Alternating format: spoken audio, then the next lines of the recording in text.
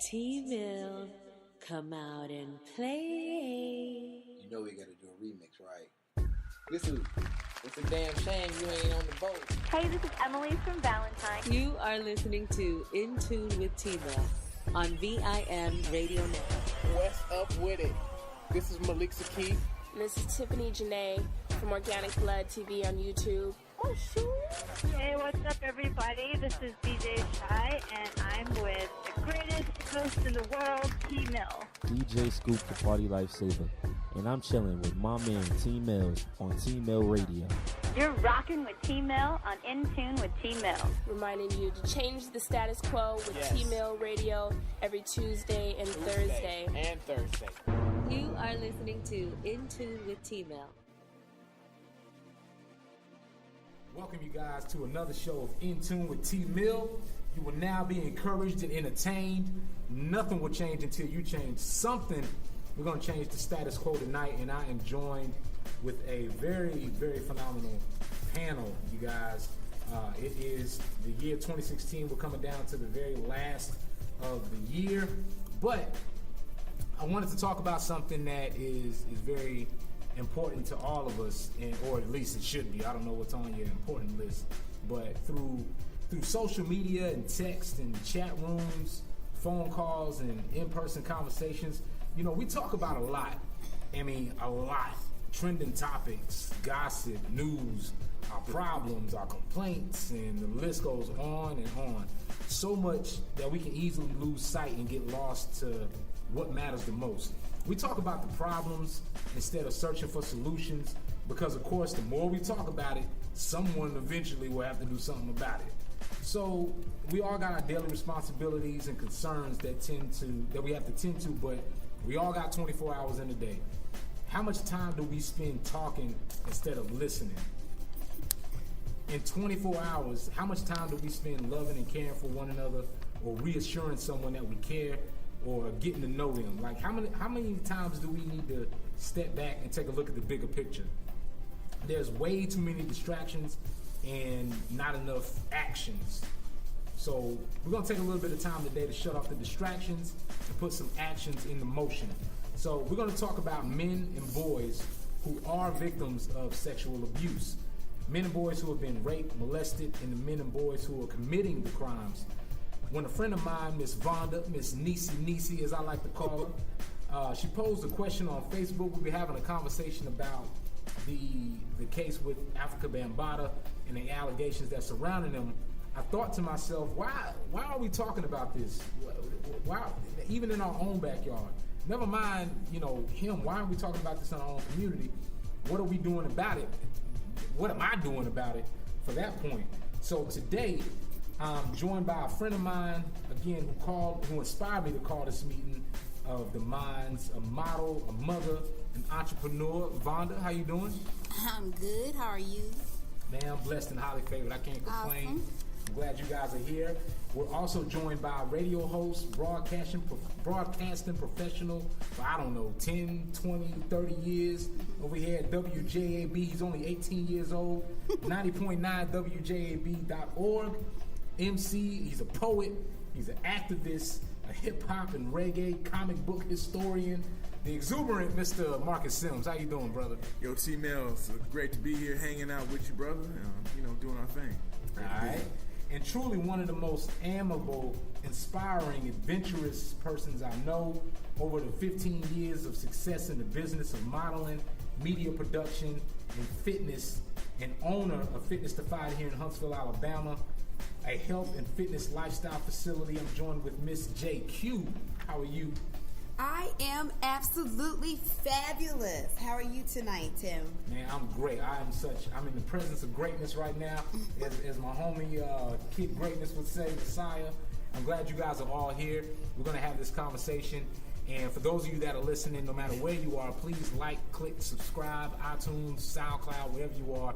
If you have any questions, you know how it goes. Go ahead and drop them, and we will address them on the next episode. All right? So, I wanted to talk about, this issue. And I want to talk to you guys, and we'll go around the room and just ask some questions about what y'all think about it. First, I'm gonna give out a couple stats in the beginning. Now, I did a little homework on this one. I did a little homework because usually I just wing it and we see how it goes. Right. So last year, the National Crime Victimization Survey, they asked 40,000 households. I don't know how they did. I don't know if they called them or they sent it in the mail. But they asked 40,000 households about rape and sexual violence. I didn't get the survey, so I don't know how they did this. The survey uncovered that 38% of incidents were against men. That's 38% for those of y'all that can do your math. Men and boys are also affected by sexual violence. Males who are, and here's the thing, we're on the campus of Alabama A&M University, you guys, Bulldogs. Males 18 through 24 who are college students are approximately 5 times more likely than non-students of the same age to be victims of rape or sexual assault. Wait, say that again? Seriously? Males, according to the National Crime Victimization, this survey that they did, males 18 to 24 who are college students are approximately 5 times more likely than non-students of the same age to be victims of rape or sexual assault. Wow. You what? That's crazy. So what are y'all thoughts on that? Wow. I'm scratching my head. Well, me personally, this is one of the reasons why I wanted to do and want to talk about this hidden topic, because it's so hidden and it's so taboo, especially in our community. Yep. And it affects a lot of young men and men in general, or let's say young men, right? Young, adult men and adults, right? And when this topic came to me, I've thought about this over the years, but it's not. It wasn't as prevalent as it has been lately. But a few FB friends of mine, they're very into the community and things like that, and so we chop it up a lot and we talk about a lot of things. And one of them was this topic, and so one of my FB friends, she took it upon herself to start posting secret letters or secret inboxes that she was getting from people that, of course, they gave her permission to do so. Oh, wow. But it was anonymously, a lot of them. Wow. And for maybe 2 days before I even posted this on my Facebook page, as a topic of discussion, I mean, for 2 days I was just in awe. My feelings were hurt because of the things that I was reading. And I said, you know what? I'm going to share it. So I started sharing them. And I started getting inboxes. Whether it was agreeing with what I posted, anonymously, or just sharing some of their experiences. And so I said, this has to be talked about. This has got to be discussed, because I have a son. He's 16, but I know I've dealt with this before from one of my children.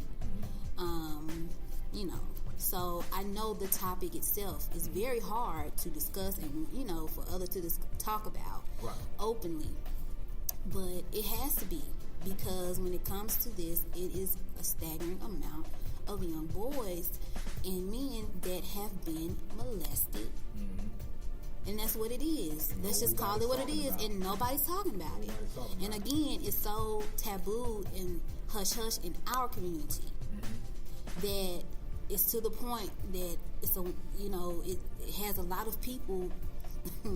It's hard to deal with, and I'm it's to the point where I'm out and about, and I just look at people and I wonder, like, has this happened to you? Has this happened to you? Has this like I said, I have a 16-year-old. He has friends. I have to ask, has this happened to you? Yeah. I don't ask, but I want to. Now I want to, because nobody talks about it. That's why that stat was so alarming to me, because again, I haven't had any first-rate experience with male-on-male sexual violence, but I definitely have had experience with sexual violence. And so the statistic of male-on-male number, 38% of the 40,000 households, I don't care where they did the survey at. I don't care if they did them down the street or across the water. 40,000 people surveyed, and 38% of that 40,000 were some way affected by male-on-male sexual abuse or domestication. Wow. That is an alarming number. So you're right. It does need to be a topic of discussion.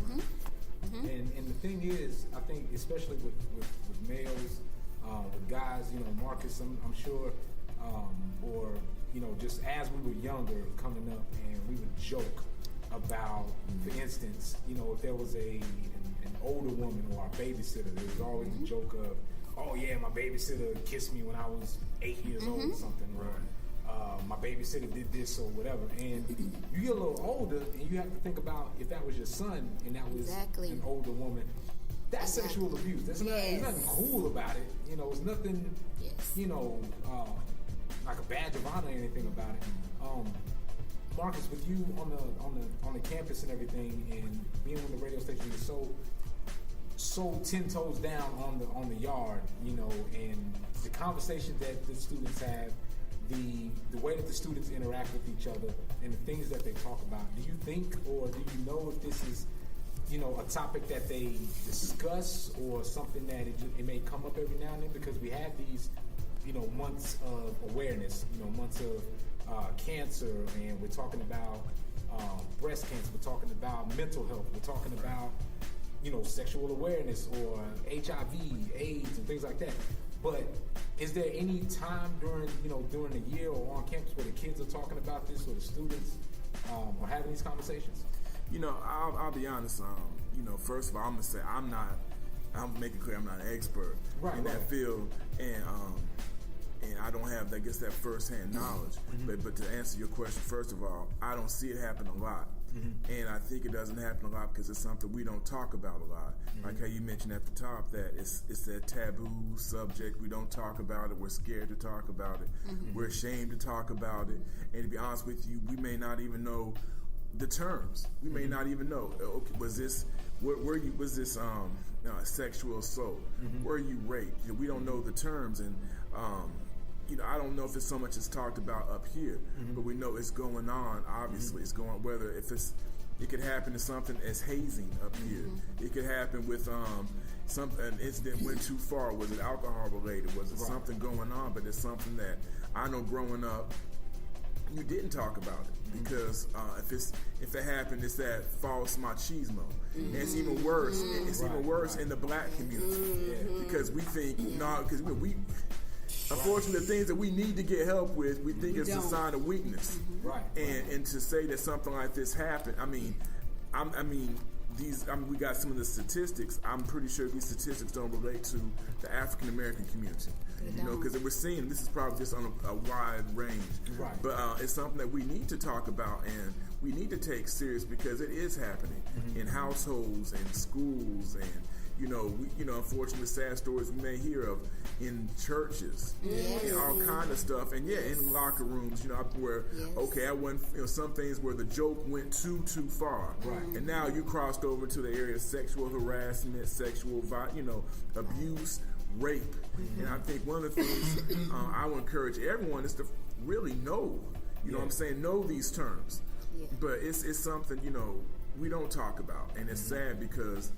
It happens, and then it becomes now when something like that happens, it's kind of like a broken glass syndrome. Now, what you did now is cause ripples, and there's glass everywhere that we're trying to pick up because of this.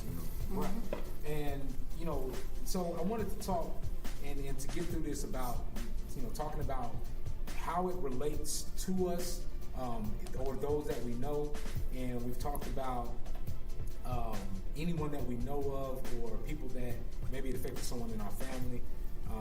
And what would you get? And then I'll say this. Well, personally, it was one of my nephews, in our family, and no one had no idea. Well, except for of course the people that were involved, but we had no idea. His uncles, his aunts, family members, and this had went on for a number of years and nobody had any clue.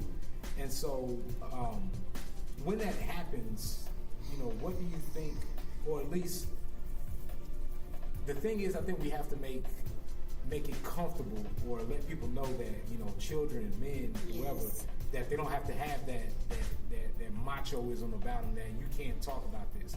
If there's something going on with you, you can come and talk to me about it. There's you don't have to be ashamed about it. You don't have to be... There's a safe haven. You're a safe haven, because again, as men or boys, it's going to be, are they going to look at me like, if I'm gay, or are they going to look at me and I'm not going to be able to get a girlfriend, or whatever the case is. I think we need to be able to set that foundation and that boundary. Right.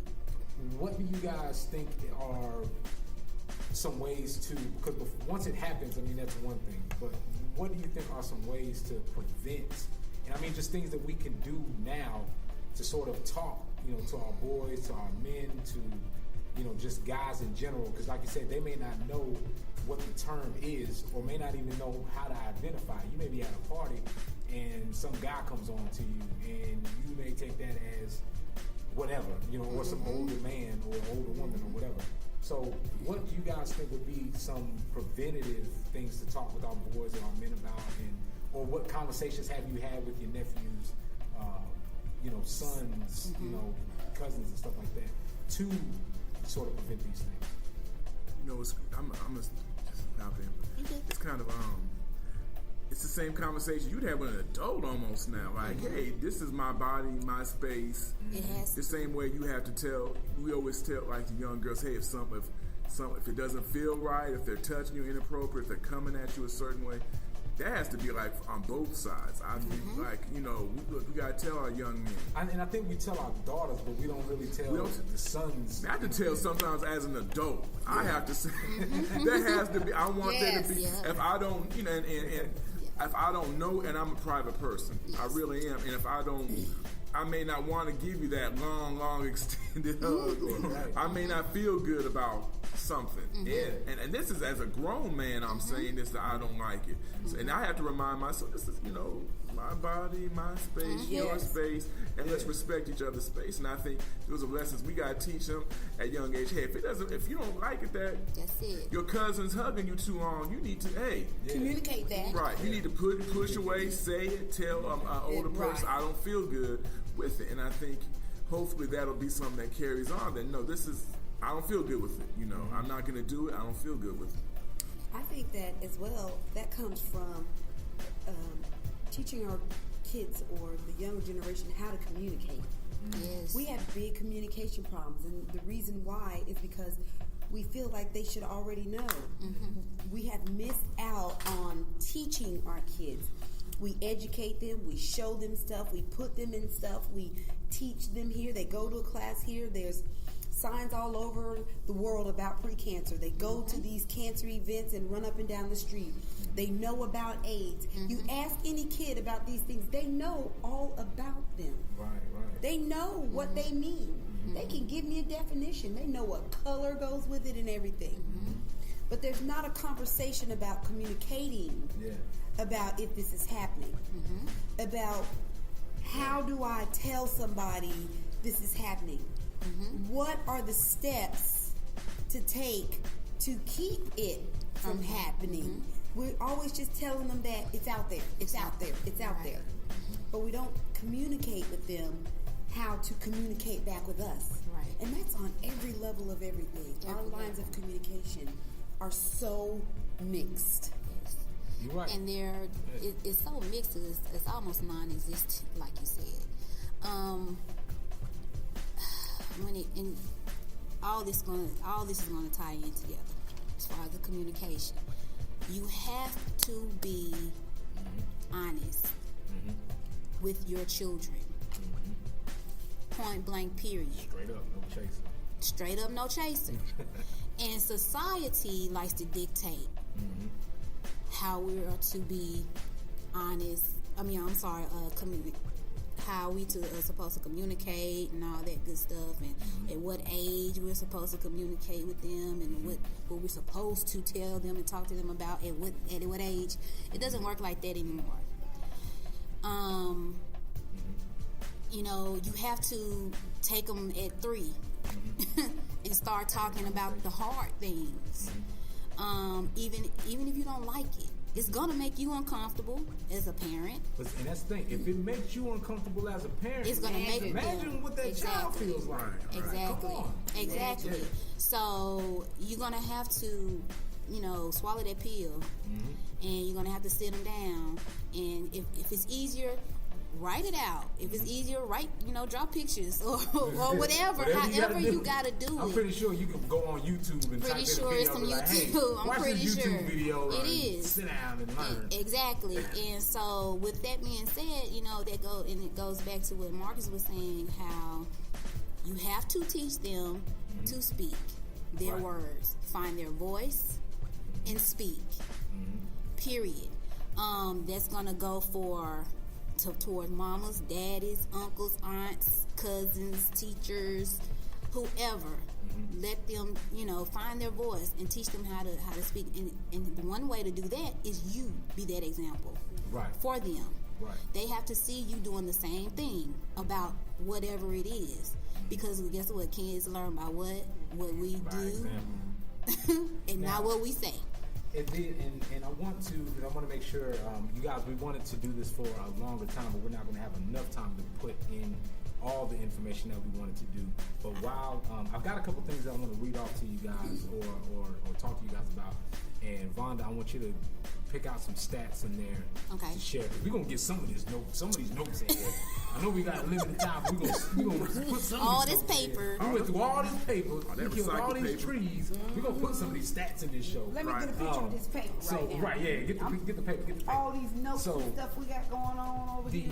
One thing I found was on one of the websites, they had pictures of guys who were holding up signs that were from, messages that or what someone told them, or messages that someone, so for instance, one kid, he had a sign that said, my brother said this is how we're supposed to play together. You know what I'm saying? And then another guy was holding up a sign that said, he told me he would kill my parents. You know what I'm saying? And you're 8 years old, you believe something like that. Somebody else, had up there that, just all these different signs from the people that committed this to them, or said, this is supposed to feel good, or I'm your father, I know what's good for you. These are the messages that people told them, while this was going on. And now they were writing these messages in the sense of, this is what children are being told while this is going on. You know what I'm saying? And so we have to, just like you said, communicate and let them know, hey, this is what's right, this is what's wrong, and don't be afraid to speak up otherwise. Because if you've got an uncle or a father or a stepfather or a mother or a stepmother doing this to you, you need to know that this is wrong, no matter who's doing it to you. Because someone could say, oh, I'm doing this because I love you. This is the way it's supposed to be, or whatever the case is. And so we have to let them know at an early age, like you said, no, that's wrong. Somebody coming to tell you, hey, this is how it's supposed to be, or I'm doing this because I love you. No, let somebody know. So, you break it down. Look, don't nobody touch this, and this. And if you have to, say the real part. Say the real words for them that they used to hearing. And I think that's where we get confused as adults and parents of the generation we are now. We have forgotten that our children have evolved. Yes. Just like we had evolved our parents. This is a sign of the life cycle of evolution. So because of the evolution of that and the way technology now has become the forefront of learning, education, and reception, intellectual reception, we as parents and humans and the age of raising the next generation of kids, we have to learn to integrate that into how we get them to respond in the behavioral way that we want them to by communicating back to us. Like you said, we may have to talk their language. We may have to put them in front of a computer and let the computer have a man with a man and say this is not right. Put a big X over them at 2 years old because they're suffering from it at 3 and 4. So that means we need to be telling them at 2. 1 and 2. Communicate to us correctly. And that's where we fail. and I'm sure statistically, well, what I was just pulling up is that a lot of these cases happen early in the childhood life, and it happens long periods because they don't know how to communicate. They don't know how to communicate, and if they do perhaps know how to communicate, it's how they treated. It's how they're treated. Yeah. They're 9 times out of 10 met with, nope, that didn't happen. Especially if the accusations are by a family member or boyfriend, girlfriend. Because let's make this clear. Let me say this right now, which is one of the major reasons why I had to talk. This is why I had to talk about this topic. Most of the cases that have happened or happen are from women.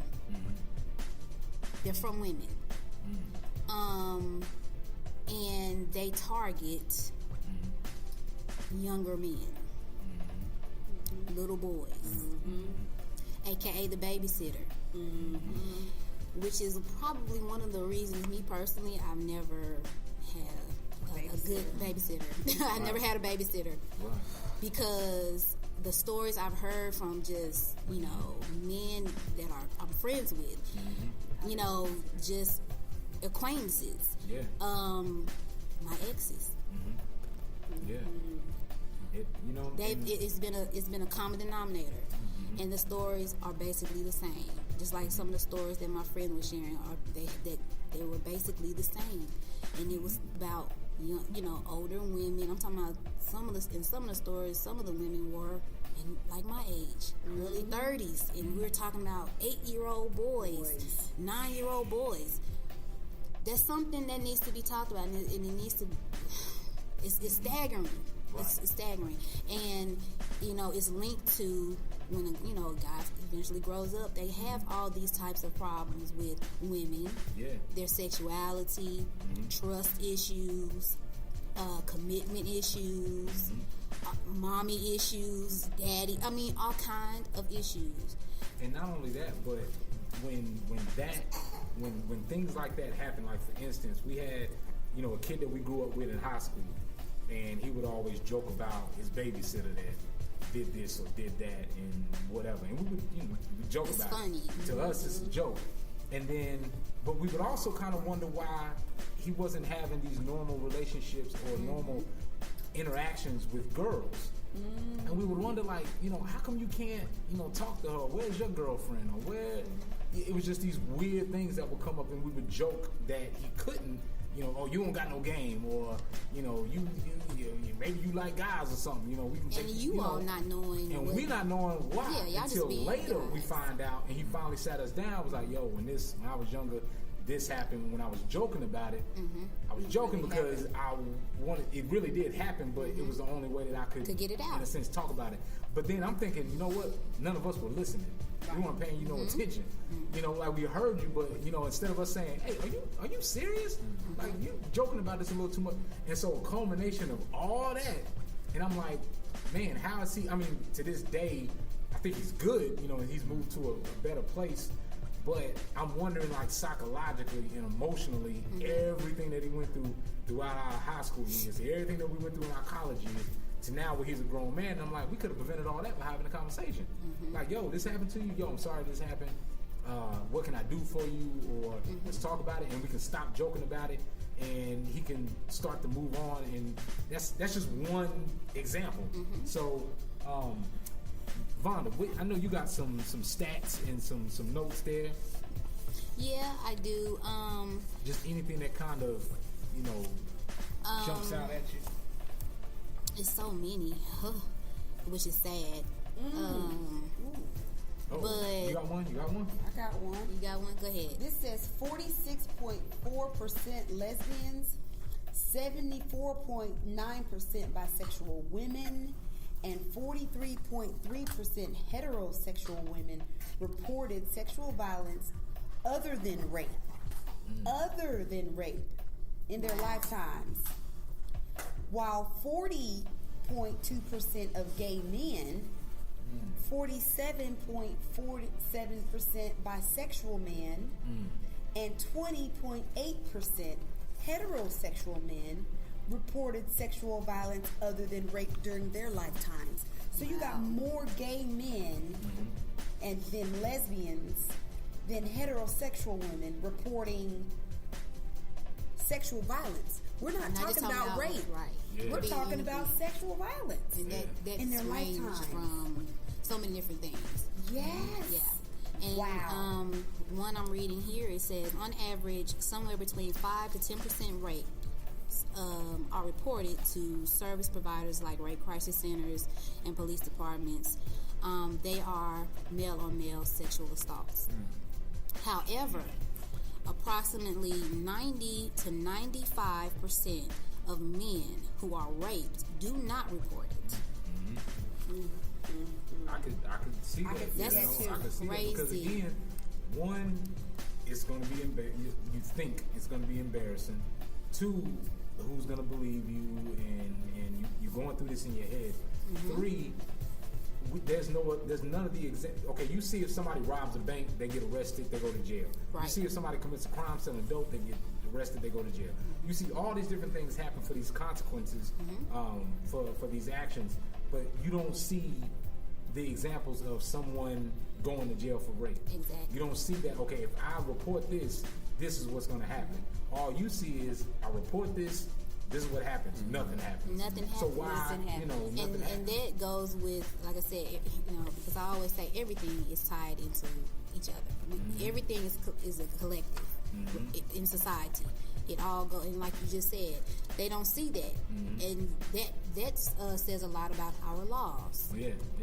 Our laws and ourselves. And they need to be heavily revamped because that's not cool. Like, and you're right. Everybody sees all these consequences for these other actions that are taking place in society, but when it comes to that situation, the rape, it's such a stalled process because it is, and it does have to be proven. Fairly, because let's be real, it is people out here putting these allegations on someone, and it's not fair and it's not true. Right. So that right there makes it stall even more. I mean, and I give you the example, and I want to go to JQue after this to see what she's got. Okay. There was a guy that they were asking him. So I don't know what show we was watching. My wife and I were watching something. She likes to watch these crime shows. I love it. It's garbage. I'm like, man, come that is on, not man. garbage. It's not garbage, but at the same time, I'm like, can we watch this in the morning, not before we go to bed? Forensic files. But they were asking this guy, how come he was running around the neighborhood? He was a stick-up kid, and he's robbing all these folks. Just at the stoplight. He's pulling up on you, he's robbing you, and the cop was black, and he's like, look, man, you live in this community, and you're robbing from all these people in your community. And the thing was, he wasn't robbing to go out and sell drugs and everything. He was a single father. He had just lost his job. He had did some time in prison, couldn't get a job. And he said, man, the only way I know how to get money is to get out here and take it. So he was robbing, feeding his kids, paying off his court fees and all this and other. Not that it was right. This is the reason why he was doing it. And the guy asked him, he said, well, why are you doing this to your own people? The same people that you're trying to protect and all this and the other, you're robbing people amongst your own community. Your neighbors and all these black folks, you robbing. And he said, because if I rob somebody white, I'm going to jail. Boom. That's you know what I'm saying? So that's simple.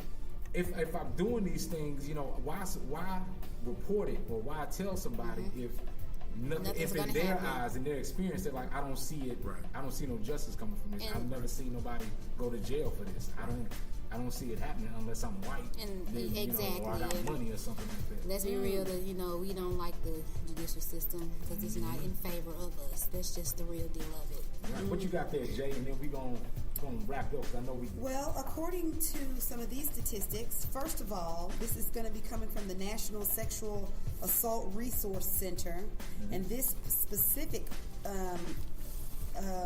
statistic was pulled from the National Criminal Justice Reference Service. First of all, the number of people that are sexually assaulted men on men is 94% of the sexual assaults that are men on men are from prison systems. 80,600 is the annual number, and of that 80,600, annually, the United States pays more than $127 billion in prison rape or assault crimes against crimes in the prison system. Wow. In the prison, inside the system. in the facility. Now that's just the crime of it. And then for the conviction of assault in the prison, out of those 80,000 annually, 93 billion of them, us taxpayers, are paying. Now this is annually for assault. That's crazy. 71 billion for murder. 61 billion. We're paying for drunk drivers. 61 billion people who can't afford lawyers, and they just threw that in there. But the rape cost of trying victims upon victims that are in the prison system already cost $127 billion. My tax money is paying for people that are raping each other in the prison system. Now get this. Out of that, I think I read that the guards are the ones that are raping and sexually assaulting. That's a whole other topic for the next podcast. Yes, inside of prisons. This didn't talk about the women. The women are at 35%. The men are at 81%. That says a whole lot. That's in a prison. So you just imagine those same ones. They're coming out into the world. That's right. And probably are doing what was done to them because they're angry.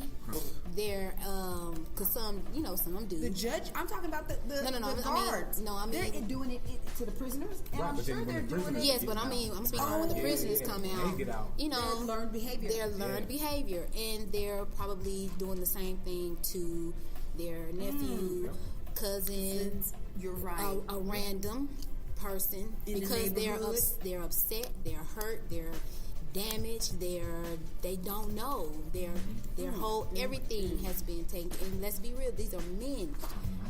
So and y'all are made way different. You're made totally different. Yeah. So y'all in society y'all are made to have to be totally strong and can't let nothing get to y'all and all that good stuff. So all of that you're taught from birth. All of these emotions that's going on with this person, they're taking it out the only way they know how, which is by learned behavior because it was done to them. And I think it's a cycle.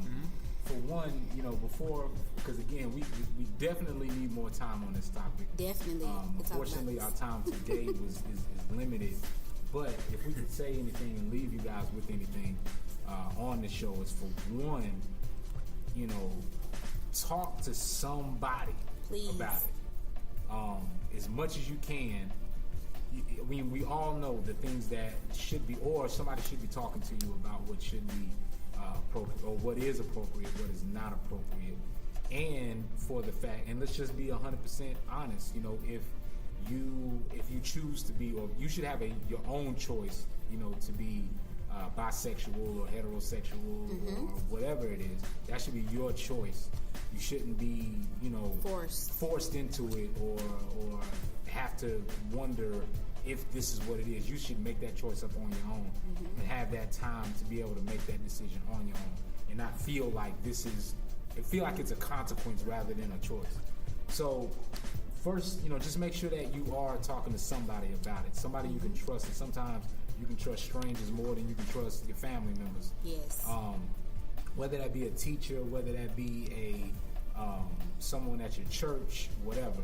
And if you can't talk to someone, you can definitely, there's numbers that you can call, national hotlines that you can call, all different ones that you can have. One is the Hope Organization, which is 800-656-HOPE.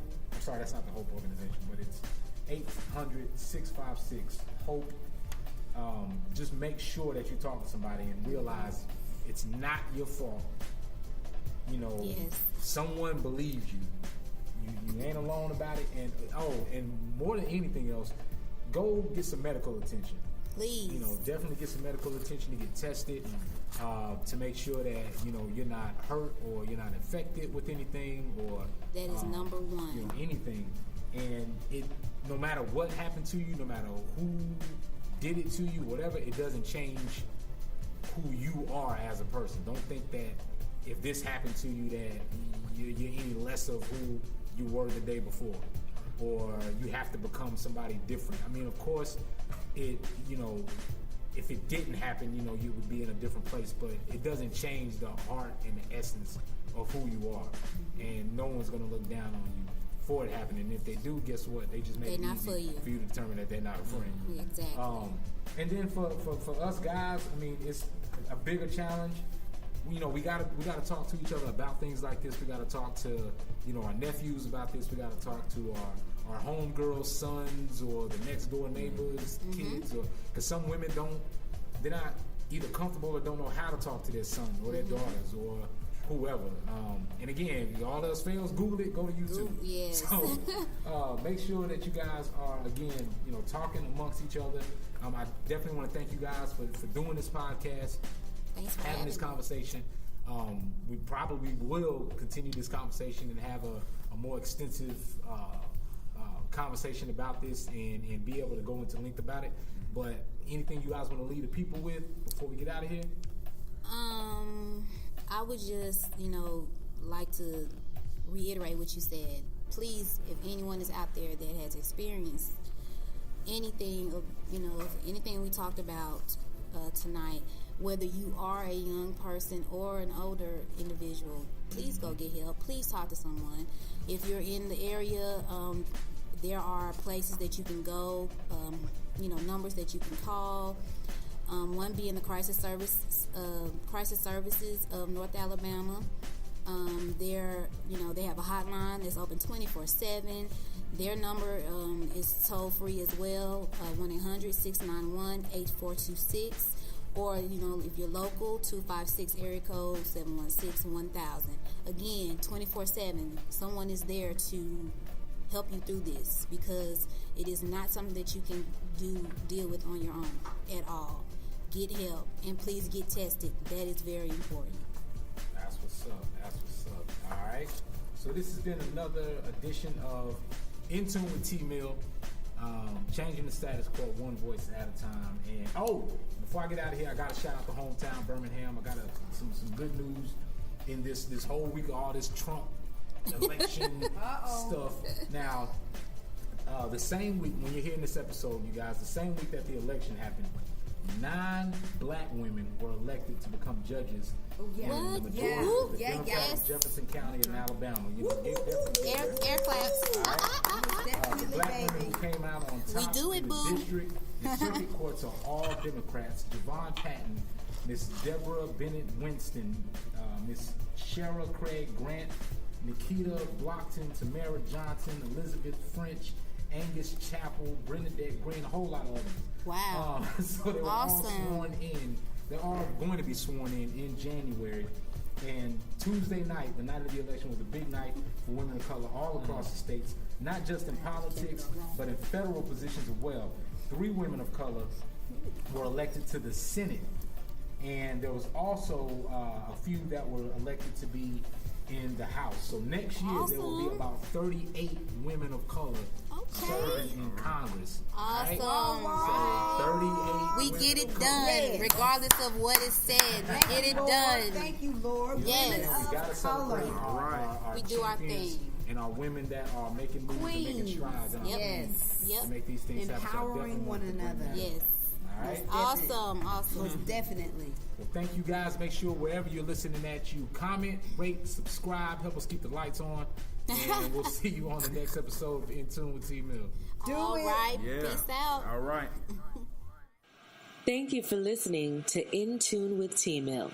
Hi, this is Marcy Cruz. You're listening to In Tune with T.Mill, playing the best indie music worldwide. When you threw a stone and you broke a window pane, you were so afraid for what you done that I held your hand, little one, and I wouldn't let you run.